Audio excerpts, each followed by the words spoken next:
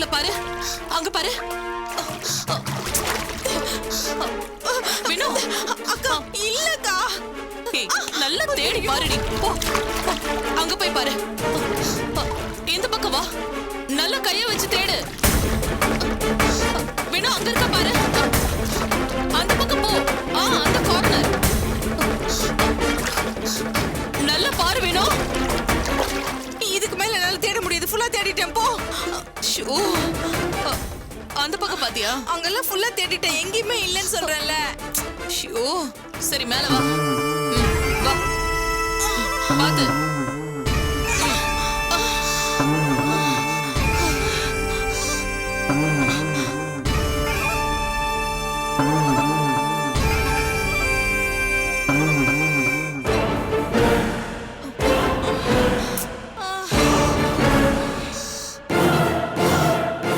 நம்பி நம்மள நம்ப வச்சு கழுத்து அறுத்துட்டான். அவன நான் சும்மா விட போறதில்ல. ஐயோ, இப்ப எங்கன்னு போய் தேடுறது?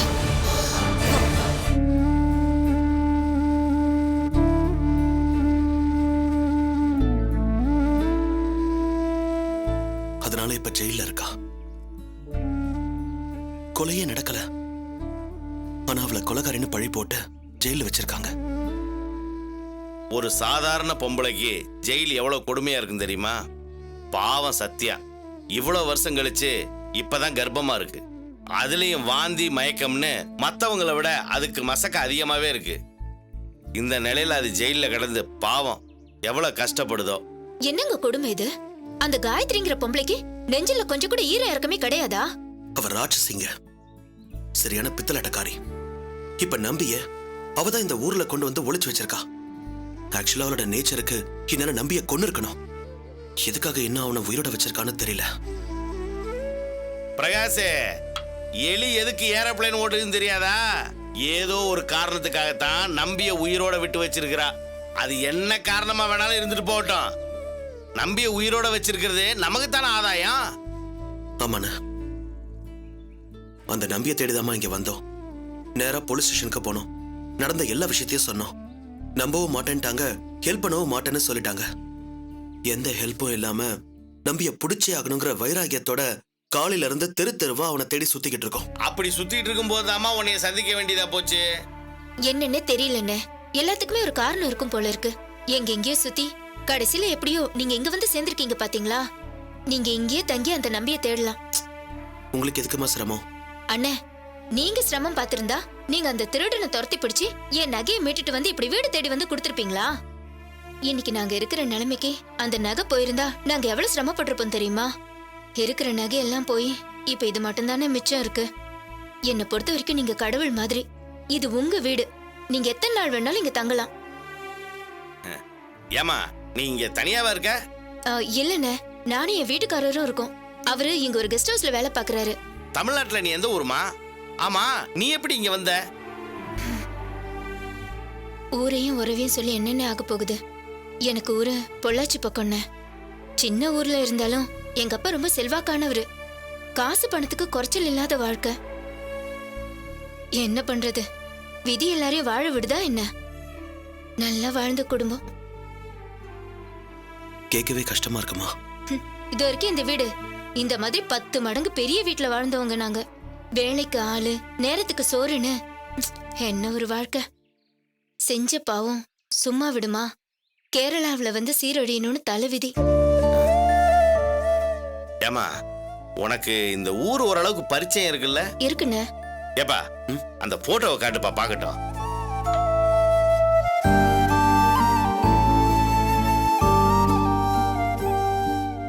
இவர் தான் நாங்க தேடி வந்த ஆளு. எங்கேயாவது பாத்திருக்கீங்களா? இல்லண்ணே, இவர் எங்கேயுமே நான் பார்த்த மாதிரி இல்லையே. இருங்க, எதுக்கு என் வீட்டுக்காரர் வரட்டும், அவர்கிட்ட கேட்டு அவரு உங்க ஊர் தானமா? இல்லண்ணே, நான் பொள்ளாச்சி பக்கத்துல பூங்குடி கிராமம், அவரு பக்கத்து ஊரு. நீங்க பூங்குடி கிராமமா? என் வைஃப் சத்யாவும் அதே ஊர் தான். எங்க ஊரு சத்யபிரியாவா? சுந்தரா உங்க பொண்ணு, சத்யாவா உங்க வைஃப்? ஆமாமா.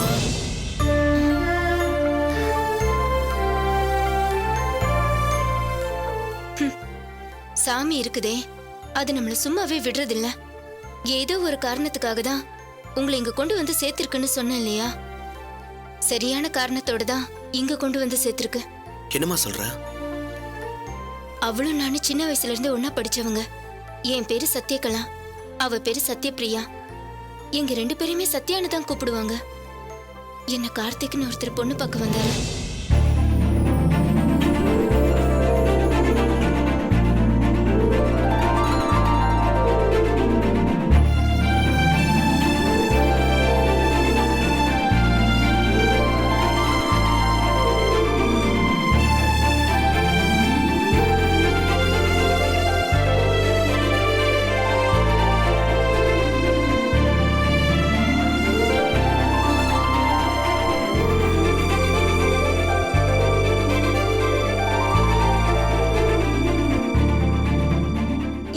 ஒவ்வொரு விஷயத்திலும் என் கூட போட்டி போட்டு என்ன தோக்கடிச்சிட்டே இருந்த. அதெல்லாம் நான் பொறுத்துக்கிட்டேன். ஆனா இவரு நான் கட்டிக்க போறவரு. இவரே உன் பக்கம் இழுத்துக்கிட்டே. நான் உனக்கு என்னடி துரோகம் பண்ண? நீ தப்பா புரிஞ்சிட்டு இருக்க. இவர் நான் கல்யாணம் பண்ணி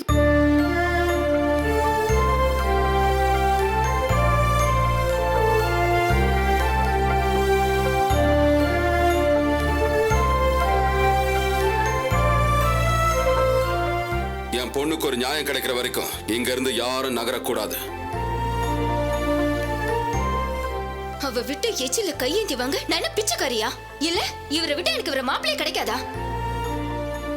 நான் எடுத்த முடிவு எடுத்ததுதான். அதுல எந்த மாற்றமும் கிடையாது. வாங்க போலாம். ஐயா, உங்க பொண்ணு இப்பயும் அந்த பையனை நினைச்சிட்டு இருக்காளோ மறந்துட்டாளோன்றது கூட பிரச்சனை இல்ல. ஒரு பிரச்சனைனா டக்குன்னு சாக முடிவெடுக்கிற பொண்ணுக்கு மனசு திடம் இல்லைன்னு தானே அர்த்தம்.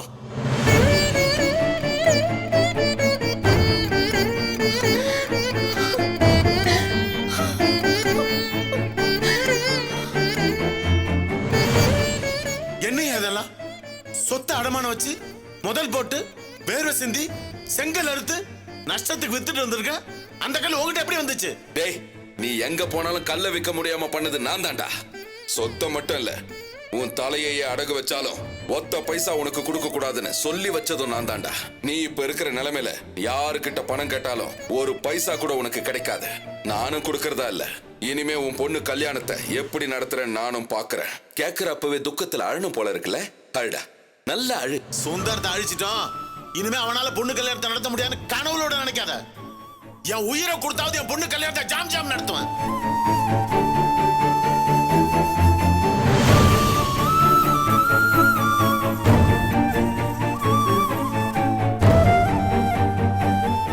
அப்பா, ஏன்பா பேசாம இருக்கீங்க? அப்பா, அப்பா, அப்பா, அப்பா.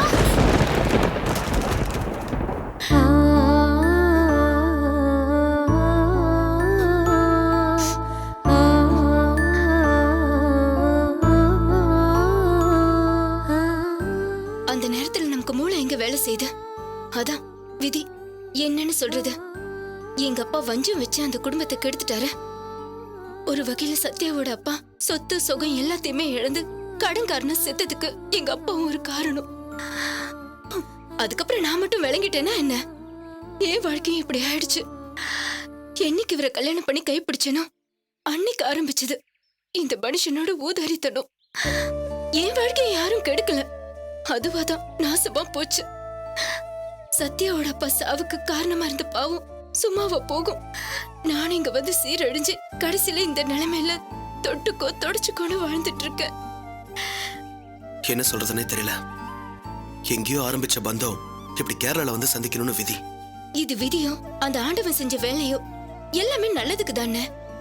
சத்யா குடும்பத்துக்கு எங்க அப்பா செஞ்ச துரோகம் என் நெஞ்சு அறுத்துக்கிட்டே இருக்கு. அதுக்கு பரிகாரம் செய்யறதுக்காக தான் அந்த ஆண்டவனா பார்த்து எனக்கு இந்த சந்தர்ப்பத்தை கொடுத்திருக்காரு. அந்த நம்பியை தேடி கண்டுபிடிக்கிறதுக்கு எல்லா உதவியும் நான் உங்களுக்கு செய்யறேன்னு.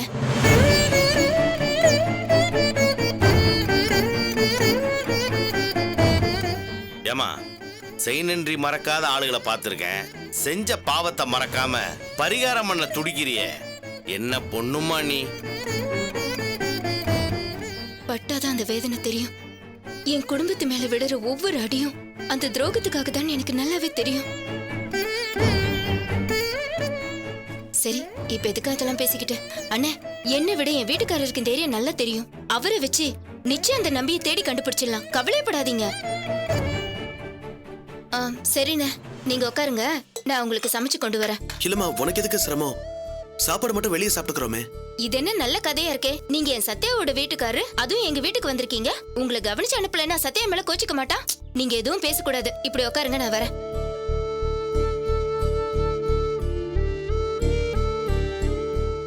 சத்யகளே, സത്യങ്ങളെ ദാ വരുന്നേച്ചി. വാ ചേച്ചി, ഞാൻ അങ്ങോട്ട് വരാതിരിക്കായിരുന്നു. വാടക തരാന്ന് പറഞ്ഞ ഇതിലുണ്ട്. ഇതാരാ പുതിയതായിട്ട്? ഇതെന്റെ ഏട്ടൻ, ഇത് ഏട്ടന്റെ ഫ്രണ്ട്, നാട്ടിൽ നിന്ന് വന്നിരിക്കുക. ഇവங்கதான் எங்க ஹவுஸ் ஓனர் அம்மா. எங்க வீட்டுக்காரருக்கு தெரிஞ்சவங்க. എവിടെയാണ് താമസിക്കാൻ പോന്നെ? അതെ ചേച്ചി. ഇത് ചെറിയ വീടല്ലേ, മറ്റുള്ളവർക്കും ബുദ്ധിമുട്ടുണ്ടാവരുതല്ലോ. ചേട്ടനാണ് അണിയനെന്ന് പറഞ്ഞിട്ട് അധിക ദിവസം താമസിപ്പിക്കണ്ട. ശരി, വരട്ടെ. ஓ பரவாயில்ல, நாங்க வெளியே தங்கிக்கிறோம். ஐயோ அதெல்லாம் ஒண்ணு இல்லண்ணே. உங்களுக்கு என்ன தங்க வீடா இல்ல? என் வீட்டுக்காரர் கெஸ்ட் ஹவுஸ்ல வேலை பாக்குறாருன்னு. நீங்க அங்க போய் தங்கிக்கோங்க. நான் இங்க இருந்து சமைச்சு கொண்டு வந்து உங்களுக்கு அங்க கொடுத்துறேன். உனக்கு எதுக்குமா சிரமம்? ஐயோ இதுல சிரமம் எல்லாம் ஒண்ணு இல்லண்ணே. ஏற்கனவே கெஸ்ட் ஹவுஸ்ல இருக்கிறவங்களுக்கு என் வீட்டுக்காரருக்கும் சமைச்சு கொண்டு போறேன். கூட 2 பிடி போட்டு உங்களுக்கு சேர்த்து சமைக்க போறேன். அவ்வளவுதான். சரி, ஒரு 10 நிமிஷம் இருங்க, நான் சமைச்சு கொண்டு வரேன். நம்ம சேர்ந்தே போலாம். அண்ணா, அந்த நகையை கொண்டு வந்து கொடுக்க அவ்வளவு யோசனை பண்ணீங்களே, அதனால எவ்வளவு நல்லது நடந்திருக்கு பாத்தீங்களா? பிரகாஷ், இந்த புண்ணியம்னு சொல்லுவாங்கல்ல, அதுல எனக்கு நம்பிக்கை இல்லப்பா. ஆனா ஒரு குறள் சொல்லுவாங்கல்ல, அது என்னன்றி கொன்றார்க்கும் ஏதோ உண்டாப்னு. அது எனக்கு குறள் தெரியல. ஆனா அந்த குறளோட அர்த்தத்தை இப்ப நான் நேர்லயே பார்த்துட்டேன்ப்பா.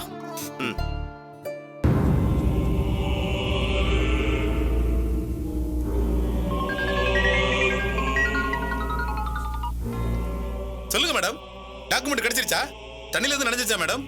உன் தலையில தீய வைக்க இவ்வளவு அடிமுட்டாளவாடா இருப்பனி? டாவா என்ன மேடம் இது? உன்ன மாதிரி அறிவு கெட்டவன சார் போட்டு வேற கூப்பிடுவாங்களா? அவன் தான் உன்கிட்ட போய் சொன்னானா? உனக்கு எங்கடா போச்சு அறிவு? பரதேசி, நல்லா 3 வேளை கொட்டிக்கிறல. ஒருத்தன் பொய் சொல்றானா உண்மையை சொல்றானு கண்டுபிடிக்க முடியாது உன்னால. அறிவு கட்ட முண்டம். என்னாச்சு மேடம்? என்னாச்சா? நீயோ உன் மூஞ்சி. அக்கா, நீ போன கொடுக்கா. ஏண்டா கந்தசாமி, வேலை செய்யணும்னு பணம் கேட்க தெரியுதுல்ல? வேலை செய்யறதுக்கு முன்னாடியே எனக்கு என் பொண்டாட்டிக்குன்னு வக்கனையா வாங்கி தின்ன தெரியுதுல்ல? ஒழுங்கா வேலை செய்யணுங்கிற சூடு சொன்னே இல்ல? நீ எல்லாம் சோறு தானே சாப்பிடுற? என்ன மேடம் இப்படி எல்லாம் பேசுறீங்க? கழுத்தளவு தண்ணியில 1/2 மணி நேரம் நின்னு பாருடா, அப்போ உனக்கு தெரியும். நல்லா மாடு மாதிரி வளர்ந்திருக்கே தவிர மாட்டை விட மூளை உனக்கு கம்மியா தான் வளர்ந்திருக்கு.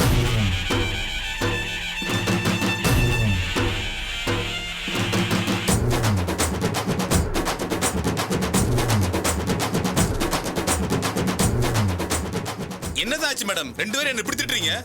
அக்கா, சார் என்னாச்சுன்னு சாவகாசமா கேக்குறாரு, நீ விளக்கு. அந்த நம்பி உனக்கு எனக்கு எல்லாருக்கும் பட்ட நாமம் போட்டுட்டான். போதையில பீரோல இருக்கிறதா சொல்லி ஏமாத்துனா. இந்த தடவை டார்ச்சர் பண்ணியும் வாட்டர் டேங்க்ல டாக்குமெண்ட் இருக்குன்னு போய் சொல்லி எங்களை நார் அடிச்சிட்டான். ராஸ்கல், என்ன நெஞ்செழுத்த அவனுக்கு? கந்தசாமி, இப்ப அந்த பிரகாஷ் கேரளால தான் இருக்கான். கொஞ்சம் அசந்தாலும் அவன் கண்டுபிடிச்சிருவான். நம்பி உயிரோட இருக்கிற மாதிரி ஒரே ஒரு வீடியோ இல்ல ஒரே ஒரு போட்டோ அவனுக்கு கிடைச்சாலும் நாம எல்லாரும் க்ளோஸ். அந்த அநாத பொணத்தை நம்பின்னு அடையாளம் காட்டினதுல இருந்து நம்பிய கடத்தினது வரைக்கும் எல்லா கேஸும் நம்ம மேலதான் விழும். ஐயோ, போலீஸ் கேஸ் எல்லாம் என்னால தாங்க முடியாது மேடம். அது மட்டும் இல்ல, பிரகாஷ் நிரூபிச்சிட்டானா சத்யா வெளியில வந்துருவா. அவ பங்குக்கு அவளும் பழி வாங்குவா. டயர்ல சிக்கின எலி மாதிரி நாம நர்சிங்க செத்துருவோம். மேடம், அந்த ராஸ்கல் நிஜம்னு சொல்லி கதறனா மேடம்? கதறனா? அவனை விடக்கூடாது கந்தசாமி. உடம்புல இருக்கிற ஒவ்வொரு நரம்பும் வலியில துடிக்கணும். வலியிலையும் வேதனையிலையும் அவன் துடி துடிச்சு சாகணும். போ, நான் அப்படியே லைன்ல இருக்கேன். அவனுக்கு திரும்பவும் அந்த சொட்டு தண்ணி ட்ரீட்மெண்ட் ஆரம்பி.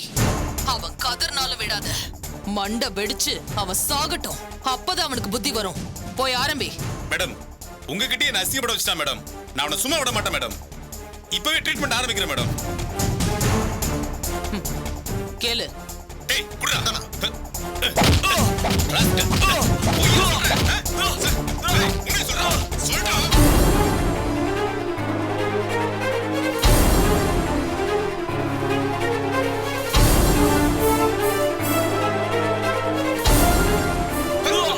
டேய், தண்ணி சொல்ற பக்கம் உட்கார வேண்டாம். வேணாடா, வேணாடா, விடுடா. இந்த டார்ச்சர் வேணாடா. வலிக்குதுடா டேய். வேணாடா, விடுங்கடா. பொய்யா சொல்ற? இந்த தடவை நீ உண்மையை சொல்ற வரைக்கும் நான் விட மாட்டேன்டா. மண்டையே வெடிச்சு சாப்பிட்டா தண்ணி உன் தலையில தான் சொட்டிக்கிட்டு இருக்கும். சாகுடா. வேணாடா. ஏய் வேணாடா, இது ரொம்ப வலிக்குதுடா. வேணாடா. இந்த டார்ச்சர் வேணாடா, விடுங்கடா. வலிக்கல? அப்ப உண்மையை சொல்றா. வேணாடா. சொல்ல போறியா இல்லையா? சொல்றா. சொல்றா. விட்டுருங்கடா. சொல்ல போறியா இல்லையா? சொல்றா. ஏய், வேணாம்டா. சார் ஏன் சார் இவ்வளவு சவுண்ட் வருது? கத்துறதை நிறுத்த முடியாதா? அதெல்லாம் நிறுத்த முடியாது. நிறுத்துறேன்னா அவன் மூச்சு தான் நிறுத்தணும். சார் என்ற பொண்டாட்டி வர நேரம் சார். அவளுக்கு தெரிஞ்ச பெரிய பிரச்சனை ஆயிடும் சார். யோ, என்னையா சும்மா பொண்டாட்டிட்டு எங்க உசுரை வாங்குறதுக்கு ஒன்றை அனுப்பிச்சு வச்சிருக்காங்கய்யா. உன் பொண்டாட்டி அடக்க தெரியாது உனக்கு? உங்க பொண்டாட்டி நீங்க அடக்குவீங்களா சார்? டேய், ஏற்படுத்த வாயை இந்த விடுடா. டார்ச்சர் வேணாம்டா. டேய், சீக்கிரம் எடுத்துட்டு வாடா. விட்டுருங்கடா, வேணாம்டா.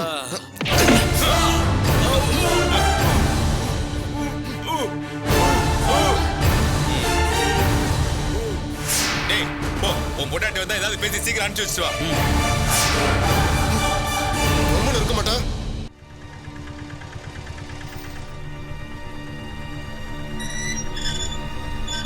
வாங்கண்ணே வாங்க. இதானே கெஸ்ட் ஹவுஸ். வாங்க. என்ன புதுசா வாசலே பார்த்து நின்னுட்டு இருக்க? என்ன அப்படி பாக்குற? எல்லாம் நமக்கு வேண்டப்பட்டவங்க தான். அண்ணே, இவர்தான் என் வீட்டுக்காரரு. பேரு வெள்ளையங்கிரி. Hello sir. கை கொடு. வாங்க. முதல்ல என்ன பொண்ணு பார்க்க வந்தப்ப என் பேரால ஒரு பிரச்சனையாச்சுன்னு சொன்னல. ஆமா ஆமா, உங்க அப்பா கூட அந்த வஞ்சத்தை கடைசி வரைக்கும் மனசுல வச்சிட்டு இருந்தாருன்னு சொல்லுவீங்க. அந்த வஞ்சத்தை வச்சு என்னத்தை கிழிச்சாரு. ஒரு குடும்பத்தை வாழ விடாம ஊரை விட்டு அனுப்பிச்சதுதான் மிச்சம். அதுக்காக அந்த சத்யாவை நினைச்சு நான் வருத்தப்படாத நாளே இல்ல. இவர்தான் சத்யபிரியாவோட ஹஸ்பண்ட். அண்ணன் பேரு பிரகாஷ். இப்ப என்ன விஷயமா வந்திருக்காங்க? சார், ஒரு முக்கியமான ஆளை தேடி வந்திருக்கோம். அவர் பேர் நம்பி. அவரை சென்னையில இருந்து கடத்தி இங்க கொண்டு வந்திருக்காங்க.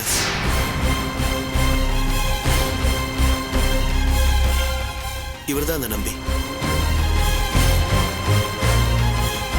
இந்த நம்பியை கொன்னுட்டதா இவரோட ஒய்ஃப் மேல அபாண்டமா பழிய போட்டிருக்காங்க.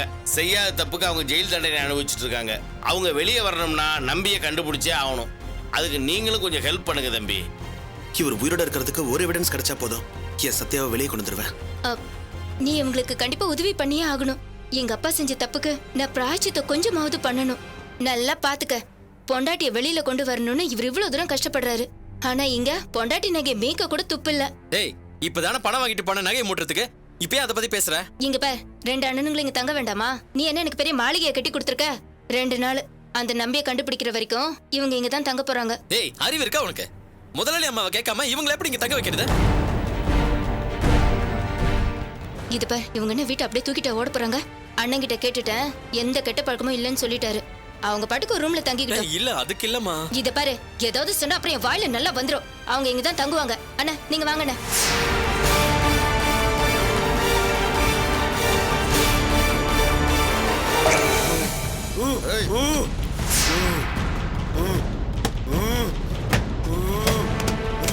என்னையா உன் பொண்டாட்டி போயிடுச்சா?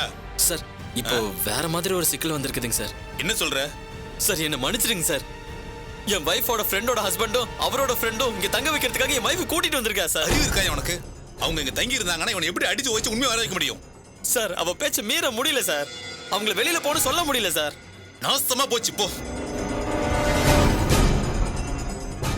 சார், இன்னொரு முக்கியமான விஷயம். என்னையா? அவங்க நம்பியை தேடி தான் சார் வந்திருக்கிறானுங்க. உண்மையாவ சொல்ற? ஆமா சார்.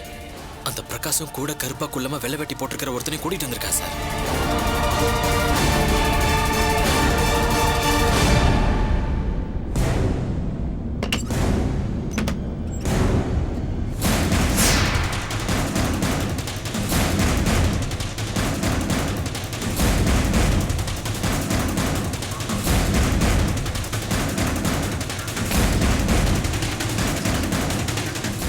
என்னையா நினைச்சிட்டு இருக்க?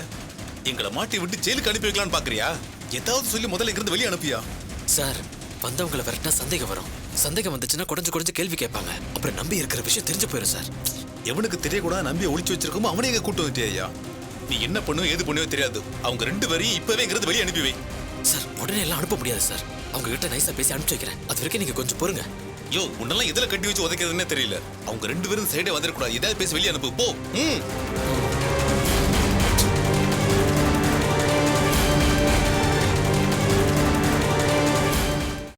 நீங்க எல்லாரும் கீழே இருக்கிற சப்ஸ்கிரைப் பட்டனை மறக்காம பிரஸ் பண்ணுங்க. நம்ம அப்லோட் செய்யலாம் நீங்க ஃபர்ஸ்டா பார்க்கணும்னா நோட்டிபிகேஷன் பெல் சிம்பலை மறக்காம பிரஸ் பண்ணுங்க. பார்க்கலாம், நானா அந்த காயத்ரியான